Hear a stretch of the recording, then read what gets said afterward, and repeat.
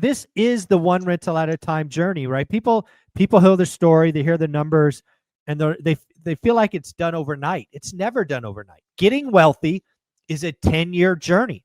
I keep telling people the 3 steps to getting wealthy: create disposable income, become elite, and then 10 years. You're halfway there because you're halfway there. One of the things that I love to do Sunday morning is bring on new faces with new stories. This individual has been on the channel a couple of times, but we need to celebrate a big milestone. Then we're going to have him actually ask me some juicy questions. Jack, I understand you are halfway to financial independence. I think that's a big moment. That's pretty cool. Let's celebrate that for a minute. Let's tell people how you did it. How'd you get halfway? Well, I started with one rental, and I bought a second rental, and then as I was started working on, then I bought the third rental, which is a fourplex or 2 duplexes. So it's 3 or 4, depending on which document you're looking at. Sure.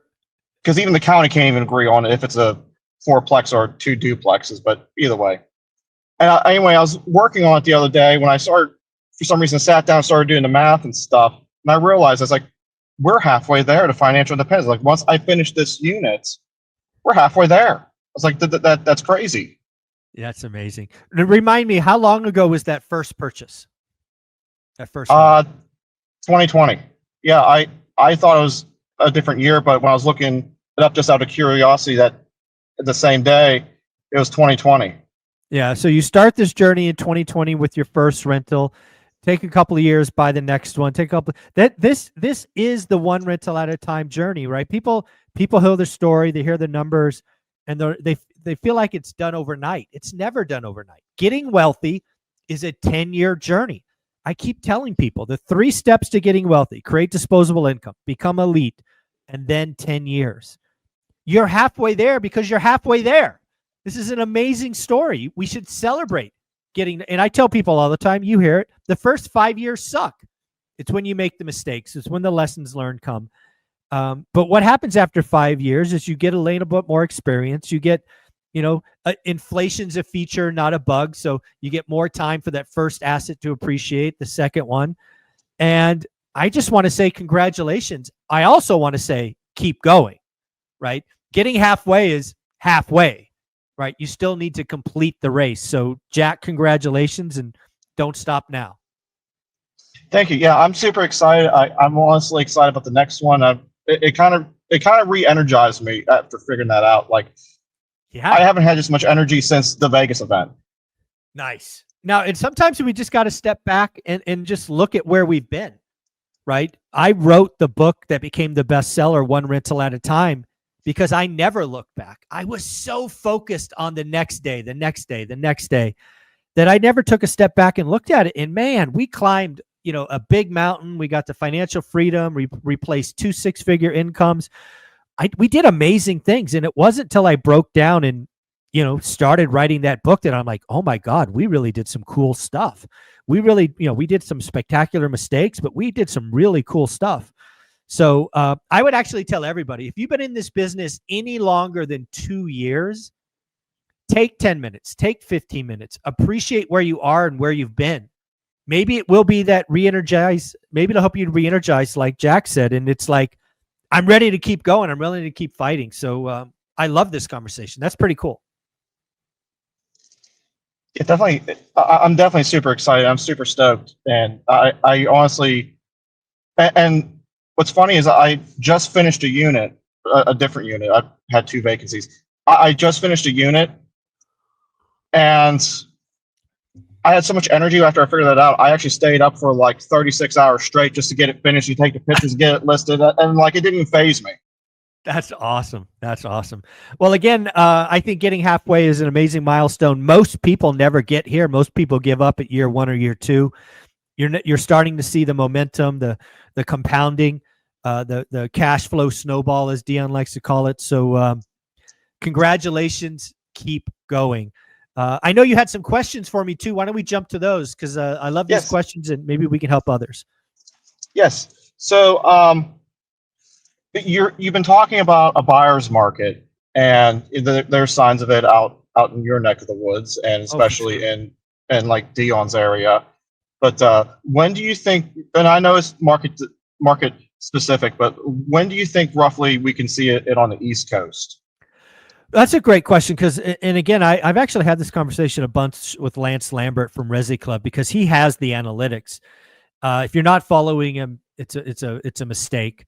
And I think he has a couple of maps that just show the country is slowly moving to a buyer's market, right? It started in Florida, then it went in that little Gulf Coast to Texas, then it hit California and Colorado and, up the West Coast. And it seems to be moving, up to the Northeast. I suspect, again, every market's different.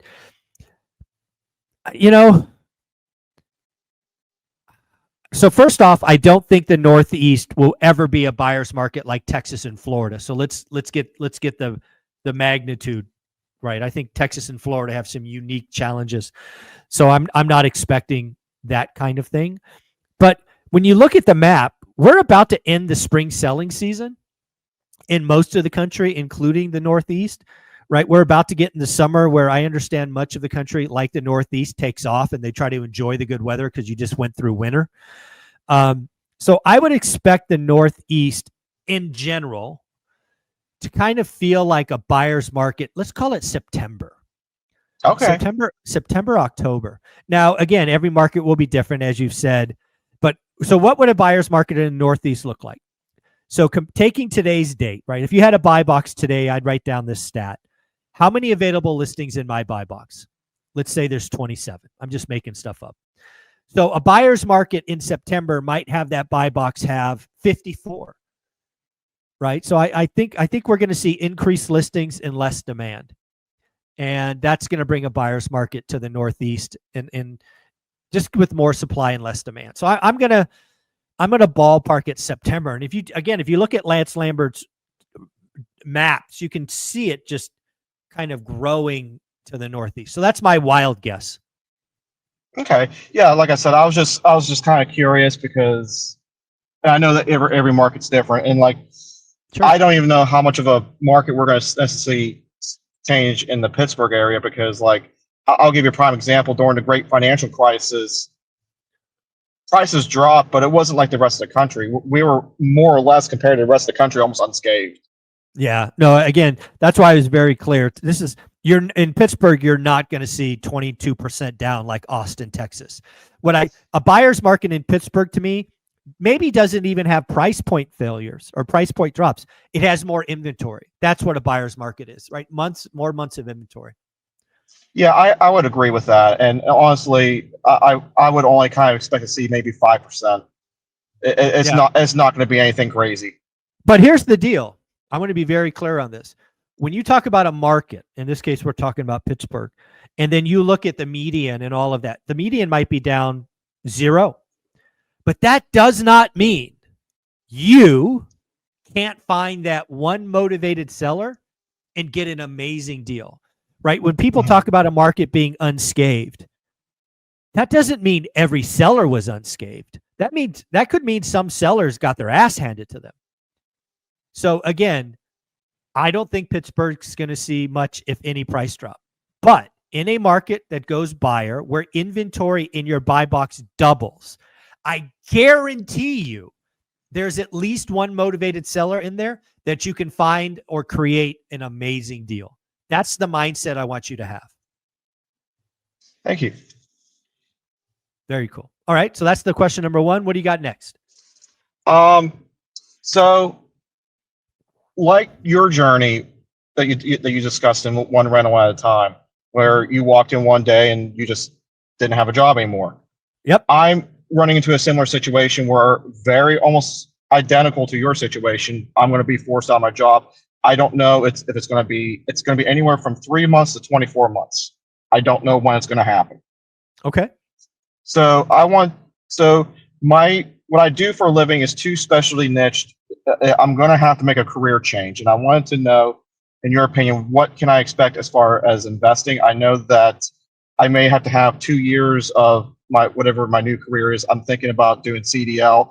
I'm already been studying for for the permit and all that stuff. Mhm. And what can I expect by making such a drastic career change? Well, the beauty that you have today that I didn't have in the past was you have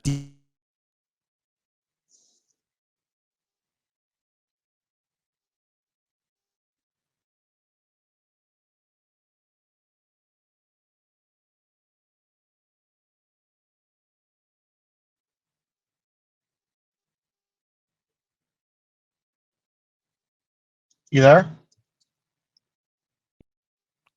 you there? Yeah, yeah, I'm back now. I'm not sure what happened.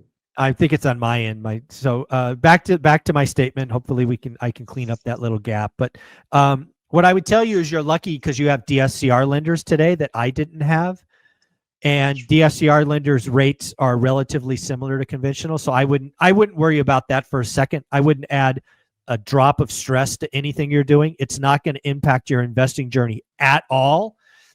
Where it might impact you is if you were going to buy a primary home, right? If you're going to Okay. go out and get a conventional or whatever, that might be a problem. But as far as your investing journey goes, don't give it a second thought. There are plenty of DSCR lenders that will do great deals at near the same interest rate.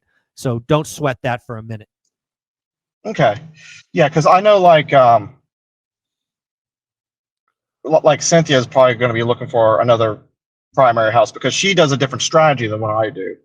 Mhm. Where I do kind of like what you and Olivia do, where she does more like Mindy Jensen, Yeah. where she buys a house, Live in fixes it flips. up, and lives in it for a while, and then yeah, that's kind of her strategy. So Yeah, that would be I a honestly problem. completely That would be a problem. yeah yeah, but I completely forgot about DSCR loans. So yeah, that'll take care of that. Yeah. I wouldn't give it a second thought. Good. Okay. Um, one more thing I forgot to mention. I wanted to celebrate. Mm. On the YouTube channel, one of my I was joking about it, okay, like when I first started a YouTube channel, okay, and I never thought this would actually happen, but and it happened. I was able to get Simon the uneducated economist to come on a week or two ago. I was so excited about that.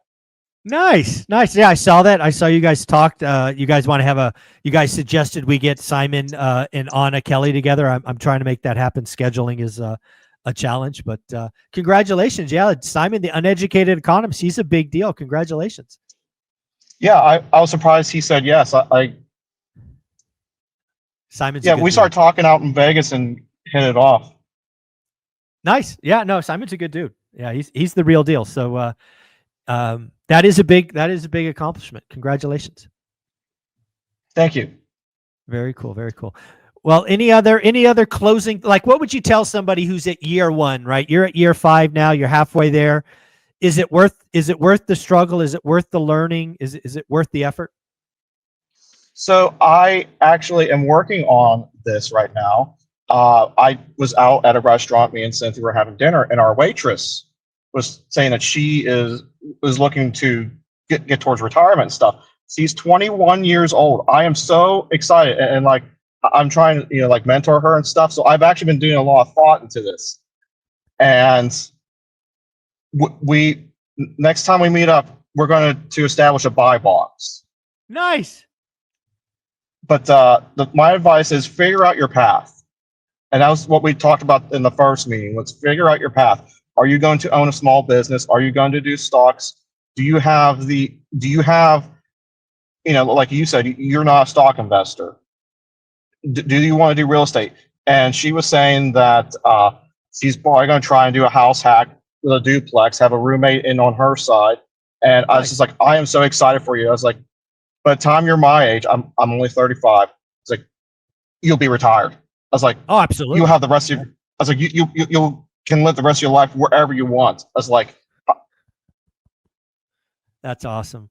Well, Jack, what is your YouTube channel? Jack's Business Talk. It is on YouTube, and you get to see the good, the bad, the ugly, and just everything in between. There you go, Jack. Keep it up, buddy. You're amazing. Congrats on your success. Have fun. Have a great weekend. Later. Thank you. You too.